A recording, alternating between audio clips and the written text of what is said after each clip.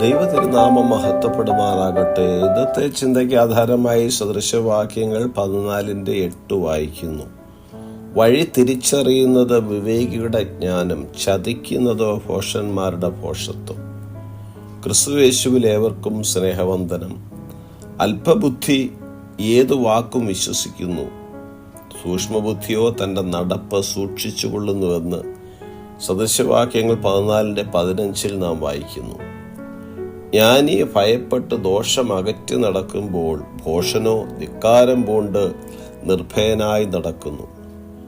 വഞ്ചിക്കപ്പെടാതിരിക്കണമെങ്കിൽ വിവേചനാധികാരം വേണം. വ്യക്തികളുടെയോ സാഹചര്യങ്ങളുടെയോ സ്വാധീനത്തിന് വിധേയമാകാതെ വിവേകമുള്ളവൻ തൻ്റെ മുന്നോട്ടുള്ള വഴിയെ മനസ്സിലാക്കുന്നു. മിക്ക പേരും തങ്ങൾ ജ്ഞാനികളാണെന്ന് ധരിച്ചുകൊണ്ട് വഞ്ചനയിൽ അകപ്പെടുകയും വിഡ്ഢിത്തങ്ങൾ ചെയ്തു കൂട്ടുകയും ചെയ്യുന്നു. എന്നാൽ യഥാർത്ഥ ജ്ഞാനി തൻ്റെ നടപ്പ് പരിശോധിക്കുകയും ശരിയായത് തിരഞ്ഞെടുക്കുവാനുള്ള വിവേചനാധികാരം പ്രാപിക്കുകയും ചെയ്യുന്നു. ജ്ഞാനികൾ തങ്ങളുടെ വഴി സൂക്ഷ്മമായി മനസ്സിലാക്കി അവിടെയുള്ള അപകട സാധ്യതകൾ പരിശോധിച്ച് മുന്നേറുന്നു. ലൗകിക ജ്ഞാനത്തിലൂടെ ഭോഷന്മാർ വിഡ്ഢികളായി ജീവിക്കുകയും വഞ്ചിക്കപ്പെട്ട മനസ്സിനുടമയായി തീരുകയും ചെയ്യുന്നു. ഒരു വഴിയുടെ നന്മ അതിൻ്റെ ലക്ഷ്യസ്ഥാനത്താകയാൽ നേരുള്ള വിവേകത്തോടെ അത് തിരഞ്ഞെടുക്കുന്നു. വിഡ്ഢിയായവൻ തൻ്റെ സ്വന്തം നിഗമനങ്ങളിൽ ആശ്രയിച്ച് തൻ്റെ പാതയുടെ യഥാർത്ഥ സ്വഭാവം തിരിച്ചറിയാതെ പോകുന്നു.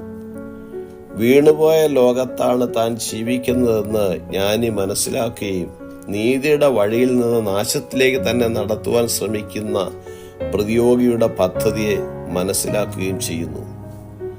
ദൈവവചനത്തിൽ ആശ്രയിച്ച് ദൈവിക ജ്ഞാനത്തോടെ ജീവിക്കുന്ന വ്യക്തി തൻ്റെ വാക്കും പ്രവൃത്തിയും തന്നെ ഏതു തരത്തിൽ ബാധിക്കുമെന്ന് പരിശോധിച്ച് ജീവിതത്തെ ക്രമപ്പെടുത്തി വിജയിക്കുമ്പോൾ തന്നിൽ ഒരു തെറ്റും കാണാത്ത ഭോഷൻ കാര്യസാധ്യങ്ങൾക്കായി വഞ്ചനയിലേക്ക് തിരിഞ്ഞ് പൂർണ്ണ പരാജയമടയുവാനിടയാകുന്നു. യഹോവയല്ലോ ജ്ഞാനം നൽകുന്നത്, അവൻ്റെ വായിൽ നിന്ന് പരിജ്ഞാനവും വിവേകവും വരുന്നു.